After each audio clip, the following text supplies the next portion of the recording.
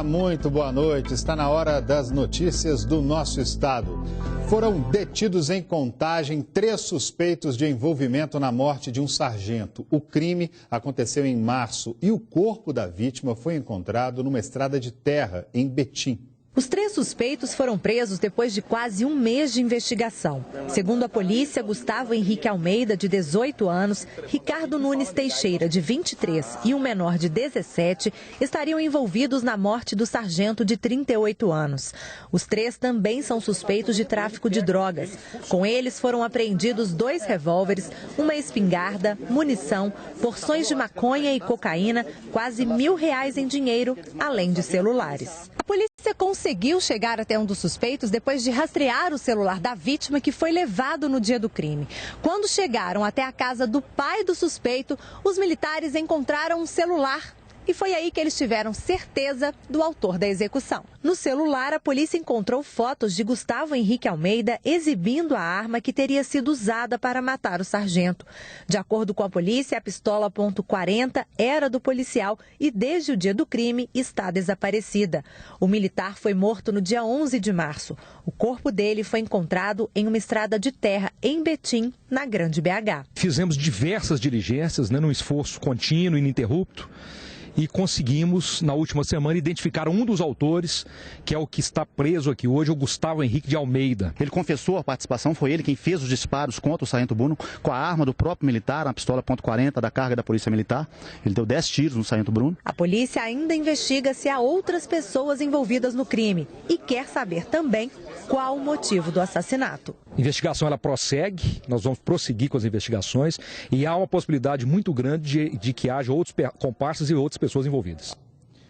E a Polícia Federal, o Ministério Público Federal e a Controladoria Geral da União fizeram hoje uma operação chamada Mar de Lama, em Governador Valadares, no Vale do Rio Doce. Quem tem as informações para a gente ao vivo é a minha colega Luciana Viana. Boa noite, Luciana. Boa noite, André. Boa noite a todos. Pois é, uma mega operação. Essas investigações da Polícia Federal começaram há cerca de um ano após o repasse de verbas federais para a cidade de Governador Valadares, no leste de Minas. Isso em decorrência dos estragos causados pelas chuvas de 2013. Bom, André, essa ação, essa organização criminosa estaria sendo usada, instalada na Prefeitura e também no Serviço Autônomo de Água e Esgoto. Em 2014, R$4 milhões foram destinados a uma empresa de fachada, sem sede física, registrada lá no Espírito Santo, para serviços de limpeza. Mas isso só para dar aquela aparência de legalidade. E no ano passado, as investigações levantaram 11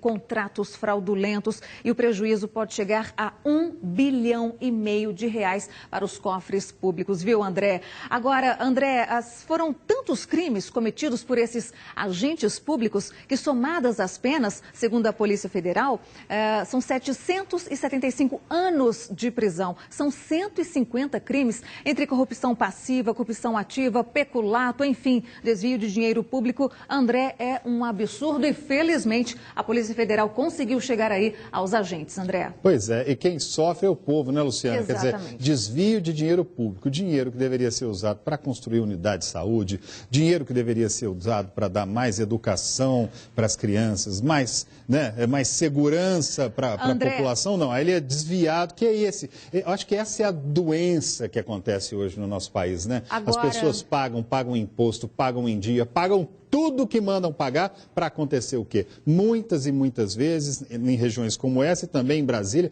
dinheiro público sendo usado dessa forma, né, André, Luciana? pois é, só para o nosso telespectador ter uma noção do desvio, só 20% do dinheiro, que foi encaminhado para Governador Valadares, só 20% foram realmente repassados para o bem da comunidade, Construção de muros que caíram, pontes, estradas, mas os outros 80%, André, foram surrupiados, foram roubados pelos agentes públicos, André. Exatamente. Obrigado pelas informações, Luciana Viana.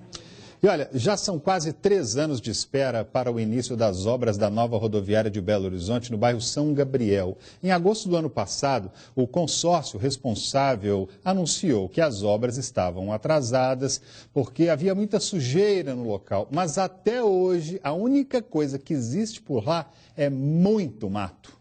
A promessa é antiga. A nova rodoviária deveria ter começado a funcionar no final de 2013. 274 famílias que moravam na região foram retiradas do local. 129 foram indenizadas e outras 144 decidiram pelo reassentamento em conjuntos habitacionais. Em 2011, uma empresa venceu a licitação, mas o projeto ainda não saiu do papel, porque outras 33 famílias ainda negociam com a prefeitura. Quero resolver minha vida porque a gente fica sem saber se a gente aluga um outro local ou se a gente sai de uma vez para comprar e receber esse dinheiro, mas a gente não está tendo resposta nenhuma, a gente fica numa insegurança danada. Fizeram a proposta de que não é realidade, não está certo, né? Um valor de R$79 mil. E eu não aceitei a proposta. Enquanto a situação não se resolve, o que se vê são terrenos abandonados. O mato está alto. Em um deles, há um container que seria parte da obra, mas não há ninguém trabalhando. Apesar do movimento intenso de veículos, o local é perigoso. Aumenta cada vez mais, porque dá Deus dará. Tá tudo aí, tá, você vê, o mato tem de 20 de altura, tem a árvore que tem mais de 40 metros de altura. De acordo com os moradores, a última limpeza feita aqui no local foi no final do ano passado. Os terrenos chegaram a ser cercados, mas olha só, a sujeira continua do lado de dentro e aqui fora também. Outro problema é o ponto de ônibus. Ele fica bem próximo aqui à rua, onde o trânsito é intenso. É perigoso também, porque à noite não há iluminação. Não é um lugar que a gente fica à vontade, né? Que a gente se sente seguro de forma alguma. Este especialista em trânsito explica que a construção da nova rodoviária pode resolver os problemas da região. Uma rodoviária tem capacidade de mudar o entorno. Quer dizer, é um grande projeto urbano que faz o que gere uma nova economia, uma nova ocupação e um novo uso. Isso, sendo muito bem planejado, é claro que tem ganhos. A nova rodoviária terá capacidade para atender cerca de 40 mil passageiros por dia e será construída em uma área de aproximadamente 70 mil metros quadrados. Serão 41 plataformas para embarque e desembarque, 351 vagas cobertas para estacionamento, praça de alimentação e cerca de 70 bilheterias para venda de passagens. O novo terminal será integrado ao metrô e ao MOVE, implantado na Avenida Cristiano Machado. Ele está muito próximo ao anel rodoviário, que é uma via importante da região metropolitana também. Tem a sua vantagem, porque você faz com que boa parte do tráfego que iria para o centro da cidade pare aqui e não precisa chegar todo ele no centro. O problema é que muitas vezes os engenheiros, né, arquitetos, elaboram lá o projeto de uma nova rodoviária como essa e demora tanto tempo para sair do papel que quando sai a obra já está obsoleta, não é isso? Em Belo Horizonte existem mais de 80 quilômetros de ciclovias. Mesmo assim, em menos de 3 meses, 2 ciclistas morreram atropelados. Só no ano passado, o Corpo de Bombeiros atendeu 107 ocorrências de acidentes de trânsito envolvendo os ciclistas aqui na nossa capital.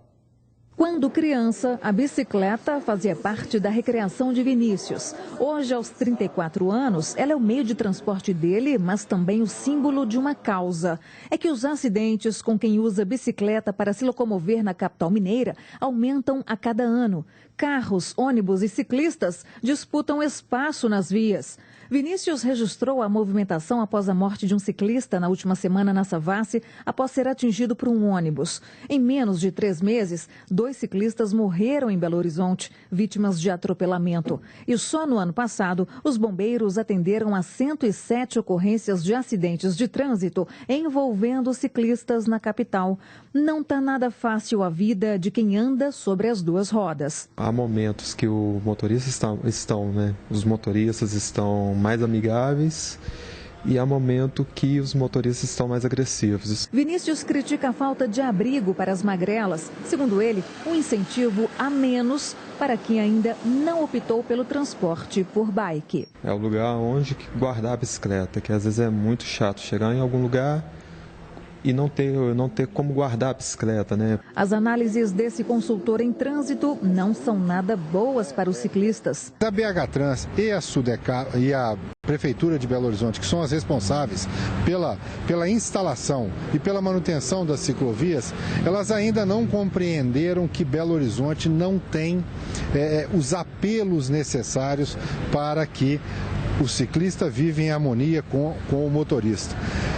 É uma ideia importada da Europa que funciona bem na Europa em virtude do clima das cidades europeias, da topografia das cidades europeias, das larguras das ruas, funciona bem lá, mas não funciona aqui. O clima médio de Belo Horizonte é de 30 graus. A topografia da cidade, na maior parte da cidade, é acidentada. E nós temos a cultura do carro. Este ciclista demonstra um pouco mais de otimismo. O pessoal está aprendendo a respeitar o ciclista e alguns ainda não. Tem alguma rixa, mas no mais, assim, devagarzinho está indo. O Vinícius acredita que a prudência e a educação formariam outro cenário na cidade. Há regras, a gente tem que entender que no trânsito o maior tem que defender o menor, mas antes de tudo, coloque-se no lugar do outro. Falou tudo, né? Em nota, a BH Trans informou que a maioria das ciclovias de BH é em terrenos planos, como as margens do Ribeirão Arrudas e também no entorno da orla da Lagoa da Pampulha. E ainda hoje tem uma entrevista especial com o padre Fábio de Mello. E nós vamos falar também sobre a última rodada da primeira fase do Campeonato Mineiro. Agora é hora do mata-mata. A gente volta depois do intervalo. Até já.